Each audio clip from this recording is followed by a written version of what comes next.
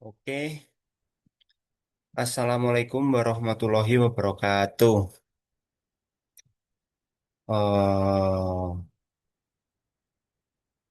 Pada kesempatan kali ini, saya akan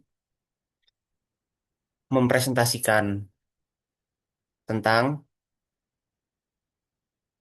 standar dan regulasi keamanan data.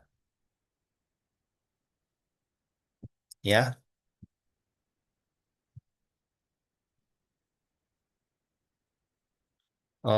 untuk definisi keamanan data. Jadi, keamanan data adalah segala upaya yang dilakukan manusia maupun teknologi untuk melindungi informasi penting agar tidak diakses, diubah, ataupun dicuri oleh pihak yang tidak berwenang. Contohnya adalah seperti data pribadi, kalau enggak nomor KTP, kalau enggak data rekening bank, rekaman medis, hingga data-data di sebuah perusahaan. Keamanan data bukan hanya memasang antivirus, tetapi juga mencakup kebijakan organisasi, penggunaan password yang kuat, enkripsi data, pembatasan hak akses, hingga edukasi kepada pengguna. Definisi singkatnya yaitu keamanan data adalah segala upaya manusia dan teknologi untuk melindungi informasi penting agar tidak bocor, dicuri, atau disalahgunakan oleh orang yang tidak bertanggung jawab. Intinya seperti itu. Ya, kadang namanya orang kan berbeda-beda. eh, ada yang mencuri data itu untuk tujuannya nggak baik. Kalau nggak baik seperti contoh data kita dipakai untuk misalnya apa ya, ngutang gitu dengan jaminan gini apa seandainya kayak apa ya, kurang tahu juga kayak judul-judul gitu. Biasanya kan ada, tapi kurang lebih kayak gitu. Oke, untuk selanjutnya ada pentingnya keamanan data. Kenapa keamanan data penting? Keamanan data penting yaitu untuk melindungi organisasi dari kerugian finansial akibat kebocoran data dan menjaga kepercayaan pelanggan. Selain itu, keamanan data juga membantu organisasi mematuhi hukum yang berlaku dan menjalankan operasional secara lancar. Seperti itu. Tapi menurut saya ada lima, empat, ada empat. Mengapa keamanan data sangat penting? Yaitu yang pertama, mencegah kerugian finansial akibat pencuri data, pencurian data tadi. Yang kedua, menjaga kepercayaan pelanggan agar tetap percaya terhadap suatu organisasi. Untuk yang ketiga, membantu organisasi mematuhi hukum yang berlaku. Ya, yang seperti saya jelaskan yang tadi ya, ada itu. Yang keempat, menjaga kelangsungan operasional perusahaan agar tetap berjalan meskipun terjadi gangguan. Oke. Jika sebuah perusahaan mengalami kebocoran data, dampaknya bukan hanya kehilangan uang, tetapi juga rusaknya reputasi yang membutuhkan waktu bertahun-tahun untuk dipulihkan. Paham kan? Jadi seperti gini, apa ya? Saya gitu. Saya mendaftar di kampus A, misal. Otomatis saya mengisi data diri saya. Di situ ada nama, tempat tanggal lahir, tinggal, alamat, nomor telepon, nomor induk kependudukan, biasanya itu ada. Nah, jika itu bocor ke tangan orang yang tidak bertanggung jawab, bahaya itu. Seperti itu ya. Oke. Untuk yang selanjutnya. Yang selanjutnya ini ada tujuan keamanan data. Oke. Tujuan keamanan data. Tujuan keamanan data, eh ini mohon maaf ya, ini salah ini penulisannya tadi, mohon maaf. Oh, yang pertama ada ini, bentar, bentar. Tujuan keamanan data. Yang pertama, melindungi kerahasiaan data atau confidentiality. Confidentiality, oke? Yaitu untuk memastikan informasi sensitif seperti data medis, data perbankan, data pribadi. Confidentiality ini hanya bisa diakses oleh pihak yang memiliki hak atau wewenang, sehingga mencegah terjadinya kebocoran data seperti itu. Oke, bentar, bentar. Semisal ya, confidentiality ini seperti data pasien rumah sakit.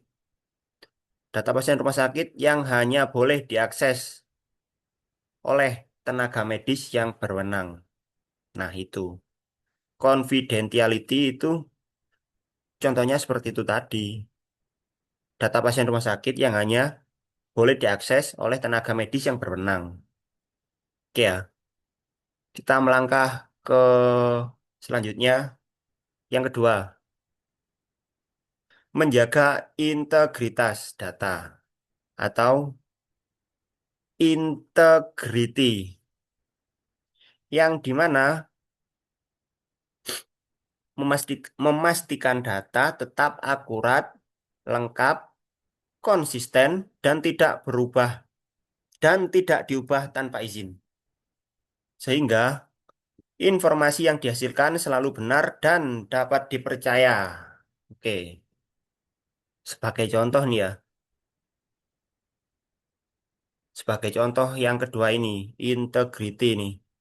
Sebagai contohnya yaitu nilai mahasiswa yang tidak boleh dimanipulasi oleh pihak yang berwenang. Itu. Pihak yang berwenang siapa, Mas? Oke, pihak yang berwenang yaitu seperti jika kita kuliah, pihak yang berwenang yang mengubah nilai itu ya tentu saja dosen yang berwenang. Kalau kita sekolah, yang berwenang siapa? Guru tentunya. Oke. Selanjutnya, yang ketiga. Yang ketiga, menjamin ketersediaan data atau availability. Availability. Oke. Yaitu menjamin bahwa sistem dan data selalu siap serta lancar diakses kapanpun. Nah, ini lebih jelas. Dibutuhkan oleh pengguna yang berwenang tanpa hambatan atau gangguan. Oke. eh untuk yang ketiga ini, contohnya, misalnya, sistem ATM. Bilang aja ATM gitu, nggak usah sistem. ATM gitu aja. Kenapa ATM? Ya, karena ATM itu harus dapat digunakan selama 24 jam. Ya kan, kita nggak tahu butuhnya kapan. Otomatis ATM kan tempat penyimpanan uang gitu kan. Otomatis eh, yang namanya manusia ini kan nggak mungkin jam 10, jam 11, jam 12 itu tidur. Oh, jam 9 gitulah. Dipukul rata jam 9 tidur semua nggak mungkin. nggak mungkin. Jadi otomatis harus harus dapat digunakan ini ATM 24 jam itu harus. Oke, untuk yang selanjutnya keempat, kepatuhan terhadap regulasi. Oh, sorry. Yang keempat ini ada memenuhi regulasi dan ketentuan hukum, yaitu bertujuan agar organisasi patuh terhadap peraturan hukum yang berlaku seperti UU PDP dan UU ITE di Indonesia, sehingga terhindar dari sanksi administratif maupun pidana. Oke, jadi organisasi harus mengikuti peraturan pemerintah. Organisasi harus mengikuti peraturan pemerintah. Jika organisasi tidak mengikuti peraturan pemerintah, maka harus terkenai sanksi. Seperti itu untuk yang nomor 4 ini ya. Untuk yang nomor 4 itu, sebuah organisasi harus mengikuti peraturan pemerintah. Jika tidak, organisasi tersebut dapat dikenakan sanksi. Oke, paham ya dari sini. Eh untuk yang nomor 4. Untuk slide selanjutnya, kelima. Yang kelima ini ada menjaga reputasi dan kepercayaan pengguna yang bertujuan untuk membangun citra positif organisasi agar masyarakat, pelanggan atau mitra bisnis merasa aman dan terus percaya menggunakan layanan yang diberikan. Nah, ini jadi semakin baik keamanan data, semakin tinggi pula kepercayaan masyarakat kepada organisasi tersebut. Oke ya, oke. Nah, ini ancaman keamanan data ini, ancaman ancaman keamanan data. Oke, untuk ancaman keamanan data ini ada berapa ya? Bentar. Oh, ada satu, dua, tiga. Ada tiga. Oke, untuk ancaman keamanan data ini yang pertama, perangkat lunak berbahaya, malware atau ransomware. Malware adalah program berbahaya yang dapat mencuri atau merusak data, sedangkan ransomware eh, mengunci data korban dan meminta uang tebusan. Oke. Malware, program berbahaya yang dapat mencuri atau merusak data itu seperti kita mendapatkan ini email biasanya itu. Email otomatis kan eh, itu program email itu. Biasanya email program ada link gitu biasanya. Kalau nggak kita kalau kalau kita klik biasanya bisa-bisa itu terjadi phishing. Tapi ya tergantung tergantung apa emailnya itu seperti itu. Nah, jika ada email itu terus seperti memasukkan password, memasukkan email, masukkan apa ya? Intinya masukkan email atau password gitu terus kita enter terus bisa jadi kemungkinan pihak lain ini merasa, "Wah, oke, berarti ini apa program saya ini sudah dimasukin akun si A misal." Lah, dari situ terbaca apa namanya?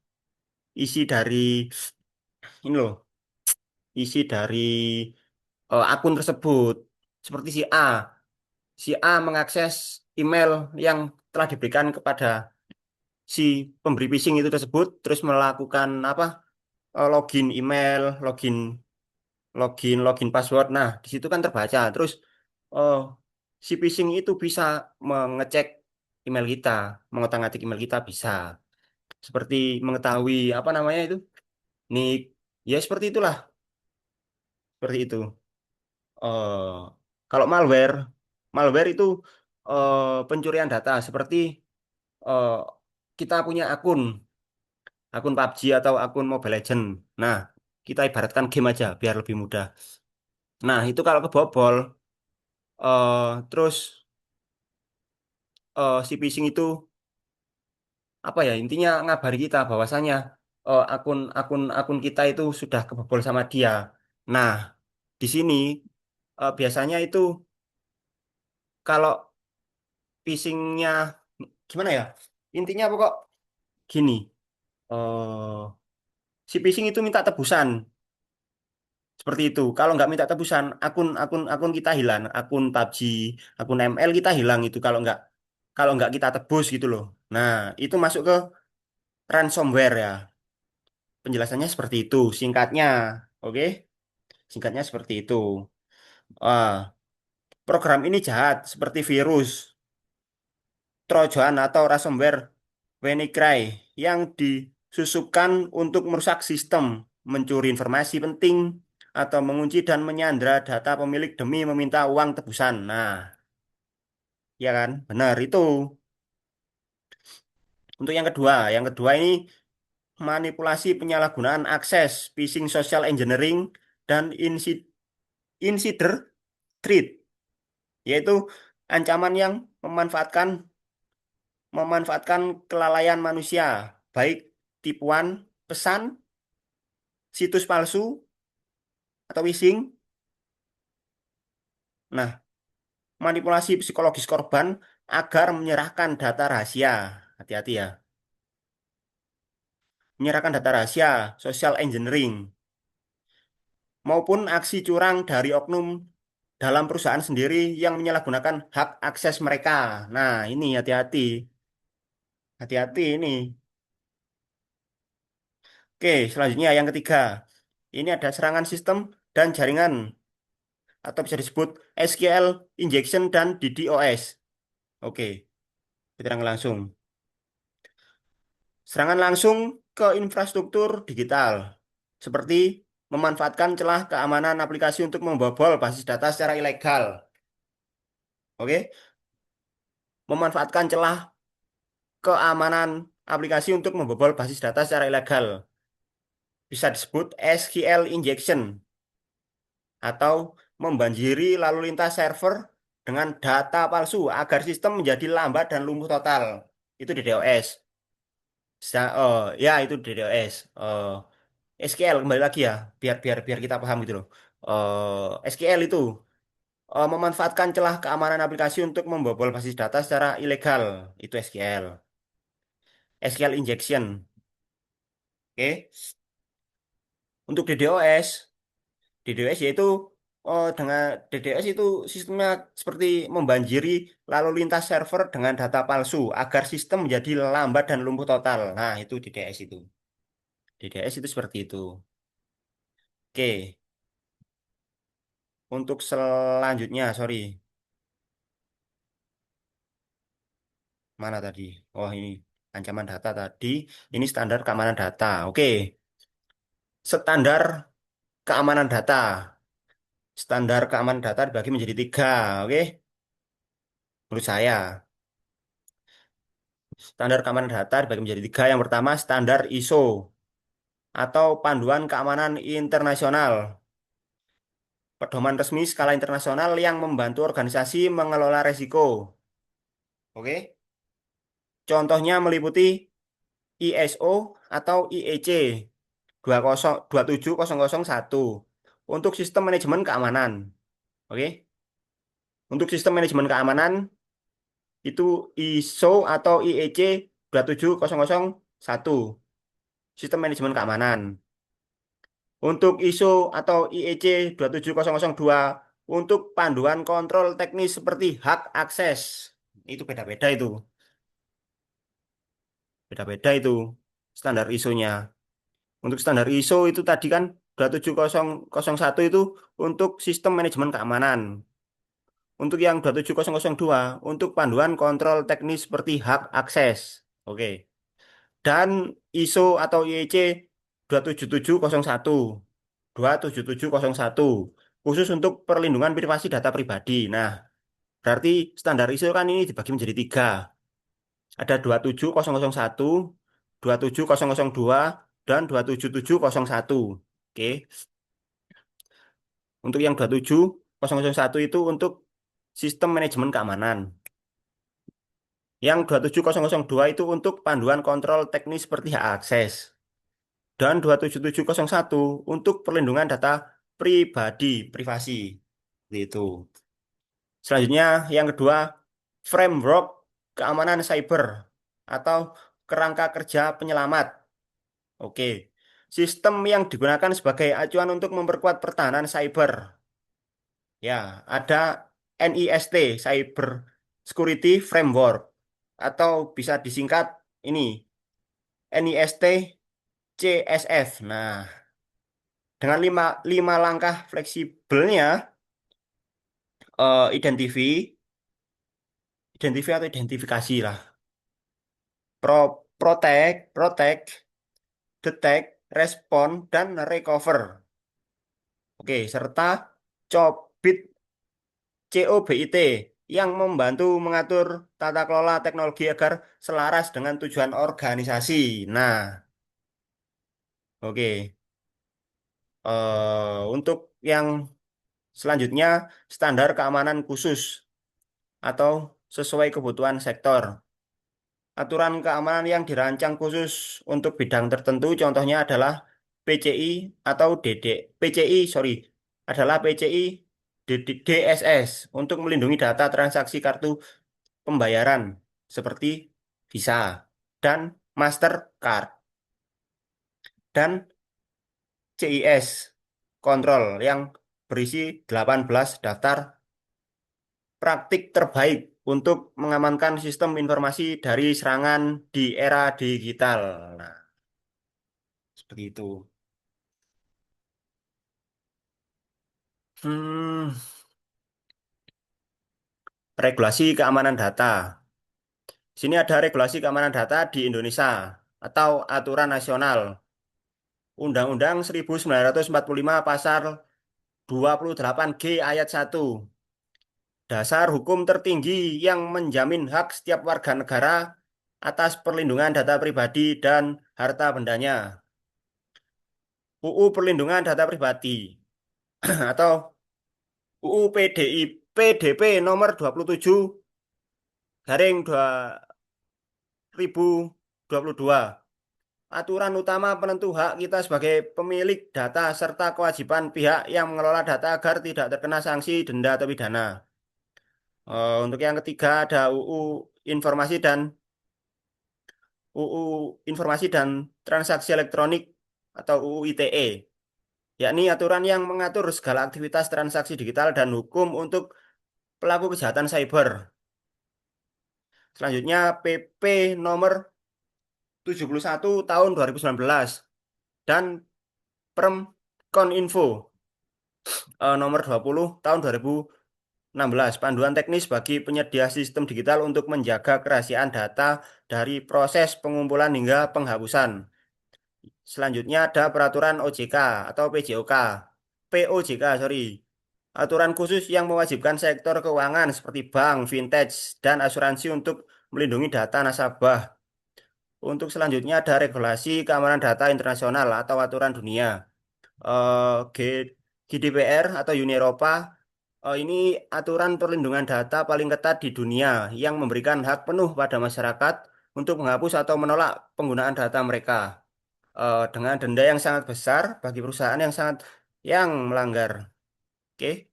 Yang selanjutnya ada HIPP, HIPAA. Ini dari Amerika Serikat. Eh, Aturan khusus yang wajib dipatuhi oleh penyedia layanan kesehatan untuk menjadi kerahasiaan riwayat medis pasien. Dan selanjutnya ada CCPA. Ya, CCPA ini dari wilayah California. Jelasnya Amerika Serikat. Dan PIPEDA. PIPEDA ini dari Kanada yang menyebut undang-undang yang melindungi hak konsumen agar mereka tahu bagaimana perusahaan swasta mengumpulkan dan menggunakan data pribadi mereka. Ya, ini tentang pembahasan regulasi keamanan data. Untuk slide selanjutnya ini, bentar, ada studi kasus kebocoran data BPJS Kesehatan. Ini pada tahun 2021. Jadi pada tahun Jadi pada tahun 2021, Indonesia dihebohkan dengan dugaan kebocoran data peserta BPJS Kesehatan yang mencakup jutaan data kependudukan. Data tersebut dilaporkan atau diperjualbelikan di forum daring sehingga menimbulkan kekhawatiran masyarakat mengenai keamanan data pribadi. Oke, berdasarkan analisis, insiden tersebut digunakan terjadi akibat adanya kelemahan pada sistem keamanan atau celah yang dimanfaatkan oleh pihak yang tidak bertanggung jawab. Dampaknya meliputi menurunnya kepercayaan masyarakat, meningkatnya resiko penyalahgunaan identitas, potensi penipuan, serta kerugian bagi organisasi maupun pemilik data. Sebagai upaya pencegahan, di sini organisasi perlu memperkuat sistem keamanan melalui penerapan enkripsi, eh, autentikasi multifaktor, pembatasan hak akses, audit keamanan secara berkala, peningkatan kesadaran pegawai, serta memastikan seluruh proses pengelolaan data sesuai dengan UU Perlindungan Data Pribadi atau UU PDP dan serta internasional seperti ISO atau IEC 27001. Nah, kembali lagi ke mana itu ya tadi? 27001 itu, nah ini, bentar. Nah, untuk sistem manajemen keamanan itu masuk ke ISO atau IEC 27001. Baik, selain itu organisasi juga perlu memiliki prosedur penanganan insiden atau insiden respon dan pemulihan bencana, dan pemulihan bencana atau disaster recovery agar dampak kebocoran data dapat diminimalkan. Nah, oke.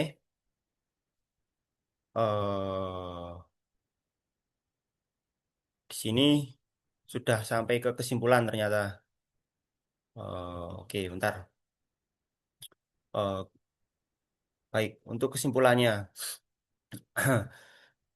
keamanan data sangat penting di era digital karena hampir semua aktivitas manusia bergantung pada sistem informasi. Untuk menjaganya, organisasi perlu menerapkan prinsip CIA, trade, mengikuti standar internasional seperti ISO atau IEC 27001 serta mematuhi aturan hukum baik di Indonesia maupun di dunia. Oke, dan meski begitu, masih ada tantangan seperti kurangnya kesadaran dan tenaga ahli yang perlu terus diatasi agar data tetap aman dari ancaman cyber. Nah, itu ya. Jadi untuk teman-teman dimohon berhati-hati ketika adanya phishing.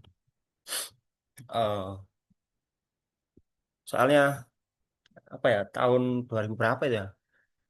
2023 mungkin. Pernah sempat saya kena phishing-phishing seperti itu. Jadi akun-akun apa ya, sosial media saya hilang. Instagram, Instagram yang utama sebenarnya. Lumayan loh pengikut saya itu.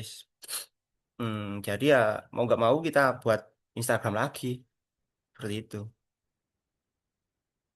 Ya mau gimana ya? Oke, sekian dari saya.